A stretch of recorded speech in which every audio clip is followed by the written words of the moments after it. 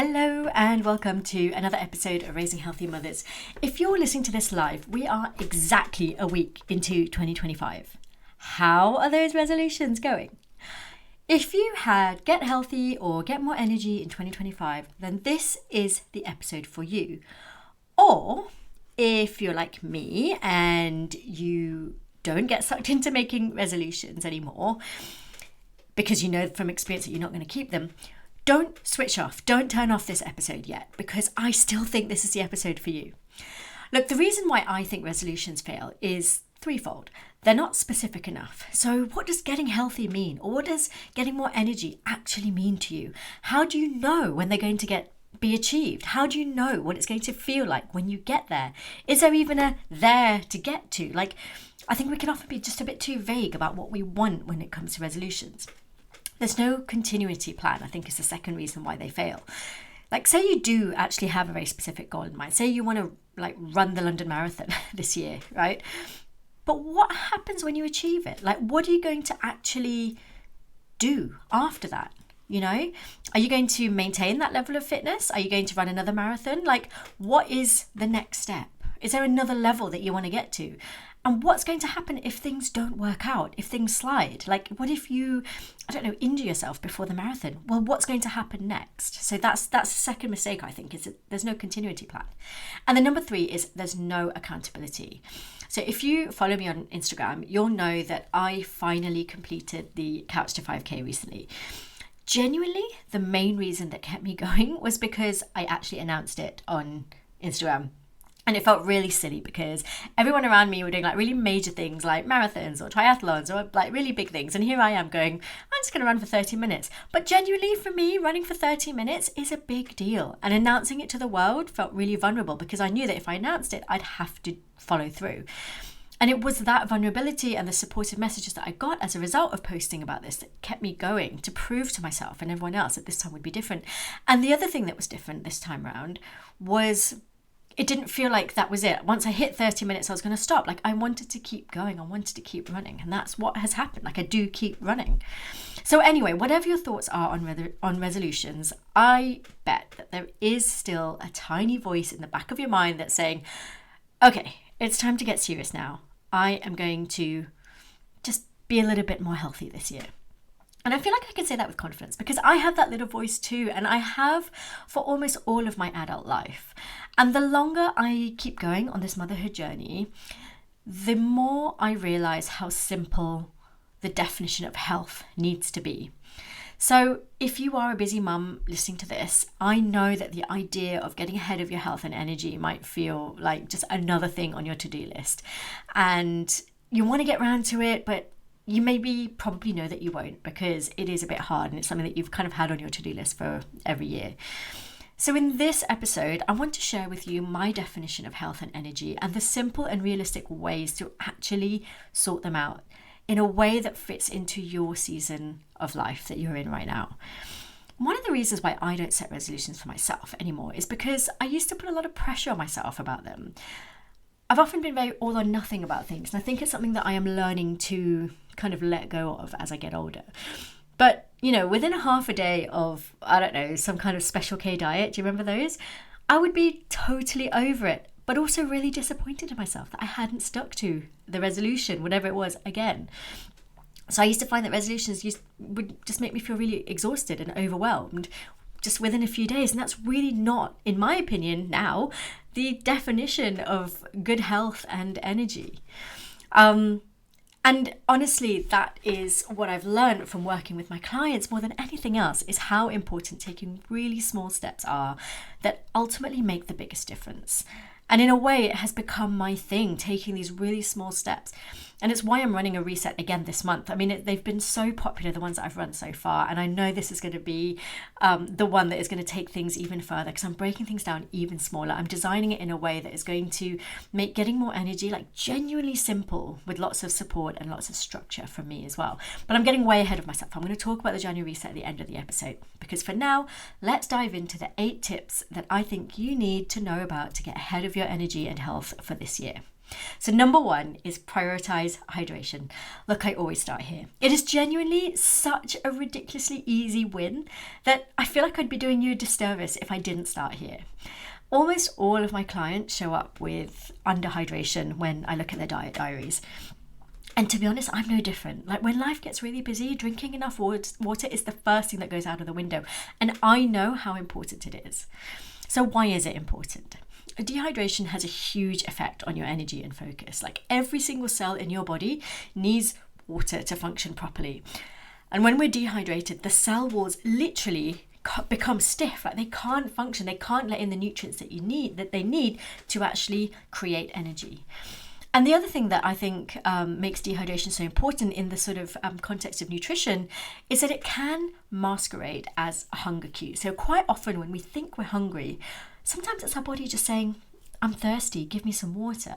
And I know when I find myself thinking, oh, I need a little snack, I'm a little bit bored, whatever, I think back to, well, how much water have I actually drank today? When was the last time I had a glass of water? And I realised often not at all, or it's been a while. Half a glass of water later, and I've completely forgotten about the fact that I wanted a snack 5 minutes ago. So my top tip for staying hydrated is to start the day with getting hydrated. So plan to drink a glass of water first thing in the morning. I like to have my bottle filled up the night before so that when I go to bed, I take a full bottle of water.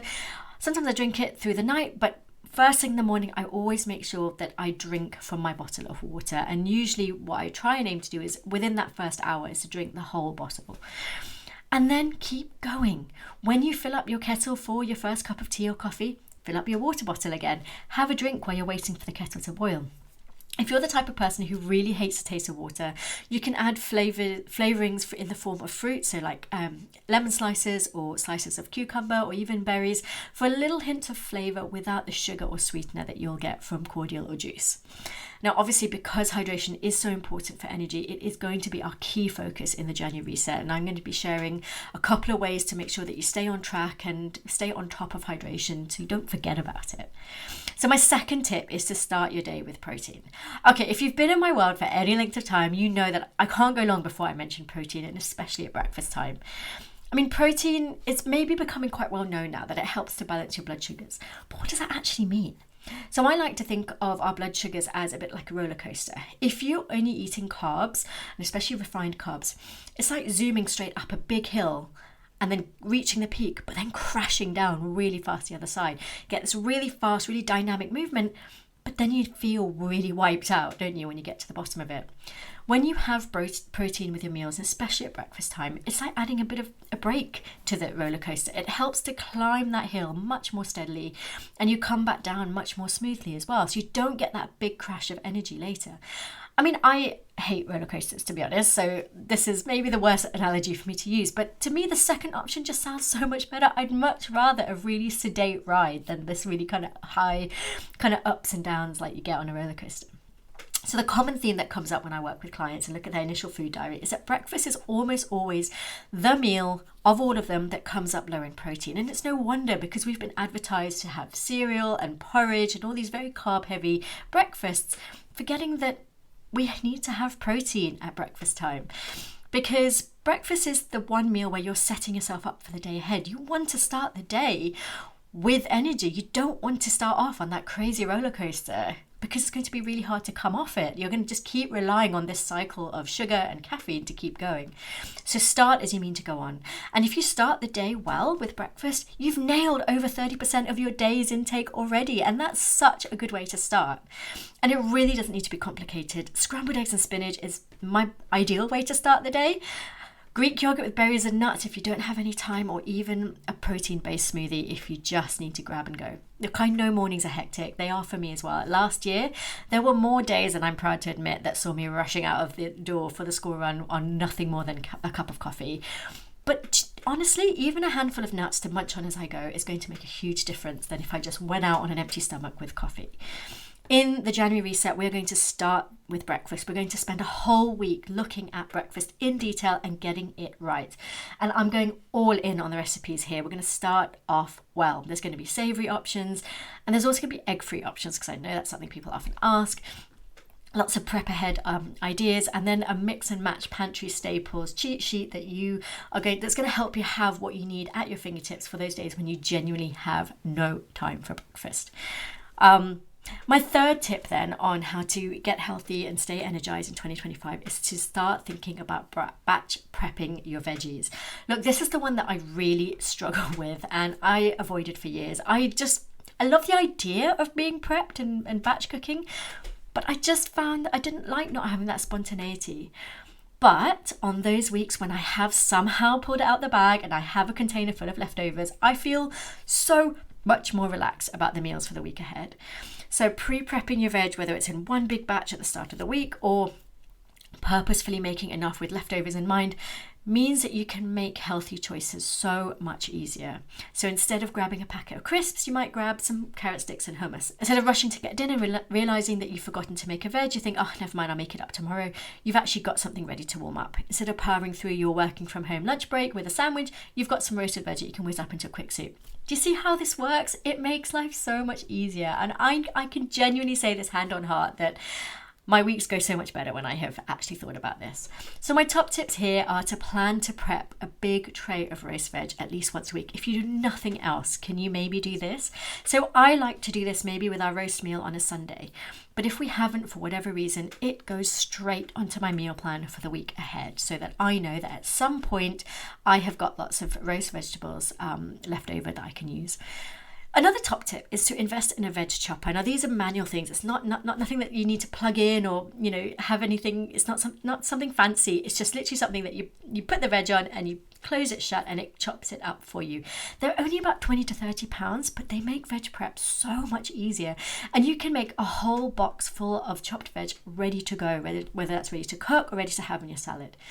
And it just means that you can get things done so much quicker. So you might think, I'm going to make a salad, and then you kind of get bored of chopping halfway through, so you just leave it at that. Instead, if you've got your veg chopper, you can actually end up chopping sort of 5 or 6 different vegetables so much quicker and easier than you might have done otherwise. And then another tip is to always have a bag of baby salad leaves in your weekly shop. So baby spinach is your classic, but there are so many options. You could have baby kale or baby beetroot leaves as well can help. And they're great because you can obviously eat them raw as part of a salad or in a grain bowl, or you can wilt them alongside some eggs or in a soup, or just a really quick way, just add a handful to a smoothie, for example, and you've just really upped your nutrient intake and just added a lovely healthy element to your meal. And look, if having an abundance of fresh veg feels really stressful because of having to use them up before they go off or out of date, then frozen veg are fine. They are equally brilliant option to have on hand. And I always have frozen veg in my fridge if I need to. So my fourth tip is to try and build in some movement to your day as often as possible. In the first 4 years of motherhood, hand up, I will admit, exercise felt really elusive. I genuinely couldn't imagine finding the time for it. Exercise has never been something that comes naturally to me. It's always been something that I've had to really work on. In those first 4 years of motherhood, where everything else felt so overwhelming, I just couldn't find time for it. I was always exhausted from being up all night with the children. They'd sleep for, with the babies, they might sleep for a couple of hours, and then I'd have to feed them back to sleep or whatever. So finding the energy, let alone the time to do exercise, was really hard. So I totally get it if this is the space that you're at right now.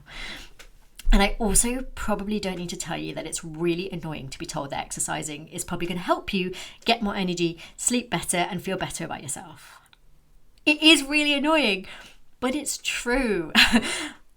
And I genuinely know that it is genuinely hard to do. So don't plan to start a HIIT boot camp next week, or, don't plan to, start running the marathon this year, maybe, if that is where you are right now. Can you start with just 5 minutes of movement a day? I had a client recently who genuinely couldn't fathom the idea of starting an exercise routine. She just didn't feel that she had the time. That was just genuinely what she said.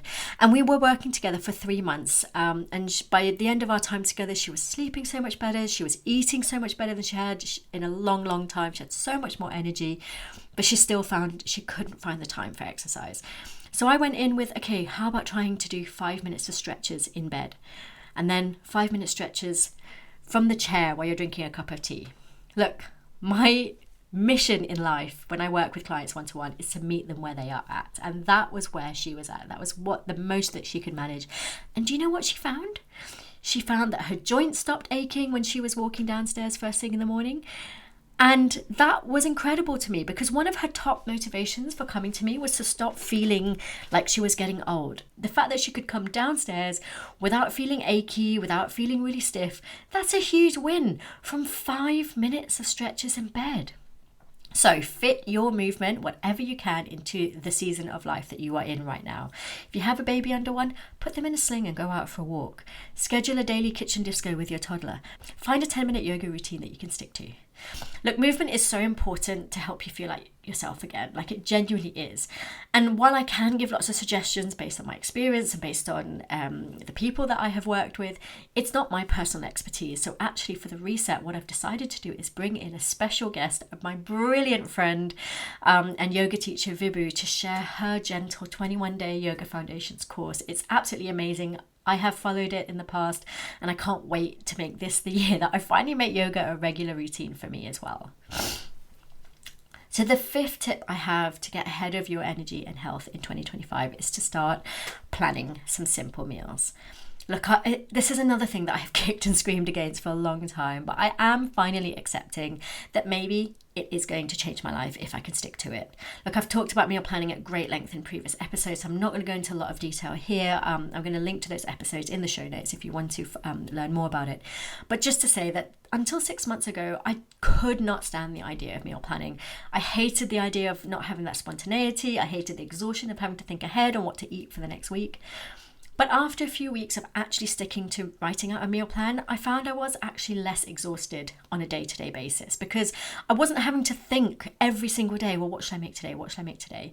And it has become quicker because I've become so much more aware about how long it actually takes to cook dinner and exactly what I need to plan on the days when we're particularly busy.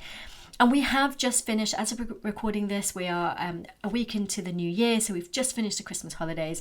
And I realised that actually I can have the best of both worlds, because during the holidays, I can be a lot more relaxed and I can embrace that spontaneous streak, because I plan my work life around taking holidays off to be with my children, because we don't have any other childcare and we don't want to pay for it. So I can take things a lot easier. Now, I know that is maybe a luxury that others don't. I have consciously planned my life around that. But during term time, when there is more routine, for me, meal planning is such a saver. So I like being able to have that best of both worlds, I guess. And the thing about meal planning is it helps to reduce decision fatigue. You know that feeling when you're standing in front of the fridge, you're looking for inspiration because you just can't think anymore? Meal planning means that you have already done the thinking already. You ask that question, what's for dinner, just once a week, and it makes such a difference. It hugely reduces that stress, because let's face it, 5 o'clock is the worst time to have to make another decision in your life. So if you love the idea of meal planning, but you're not really sure where to start, you feel really overwhelmed, here are my top tips that I think have helped drag me through to the other side of actually embracing meal planning. So number 1, think about 2 meals that you can cook without thinking or planning. It can genuinely be as simple as cheese on toast. It is one of mine. Or it can be something a bit more complicated, like cooking a roast chicken. 2, choose 1 meal that you remember loving to cook and eat before you had kids, but maybe you haven't had a chance to make it in a while. Maybe because you've forgotten about all the other meals that you used to enjoy in that hazy simplicity of that rotation of pizza and pasta.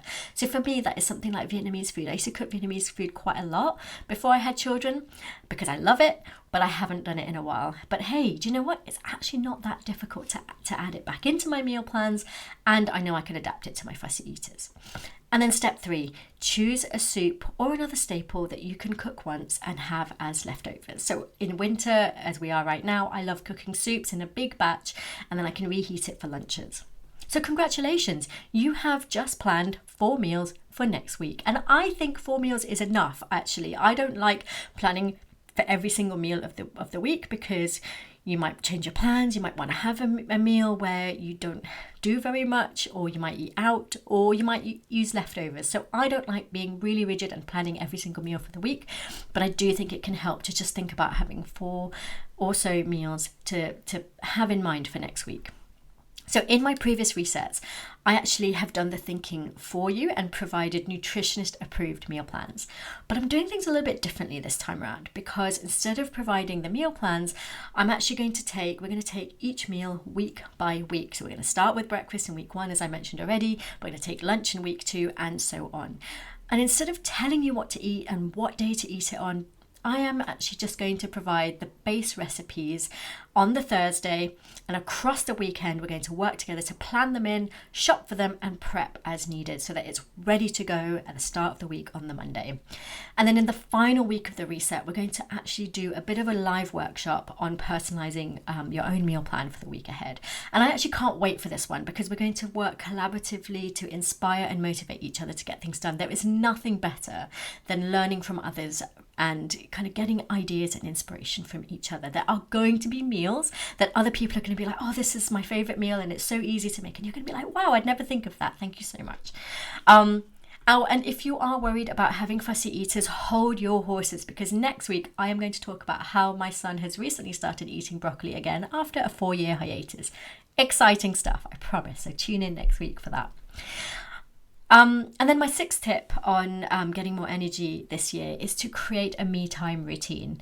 No, really, don't turn me off. I promise, hear me out. You know how you feel that you've lost the essence of you since becoming a mum? Well, me too. And I still think this is a work in progress. I'm still finding me, to be honest, but I think I'm getting there. And what I'm realizing is that the less time I spend with myself, the more I feel like I'm losing myself. So over the past year, I've been working really hard on spending more time with me. Some weeks I manage it every day. Some weeks I forget. And those are the weeks that I find myself much, much quicker to shout, much more easily triggered, much more stressed out, much harder to make those decisions that we have to make. And I remember when my eldest was in the throes of those nightly feeds and early mornings, and someone smugly said that they wake up at 5 o'clock in the morning so they can do a workout, do some journaling, clean the house before the kids wake up.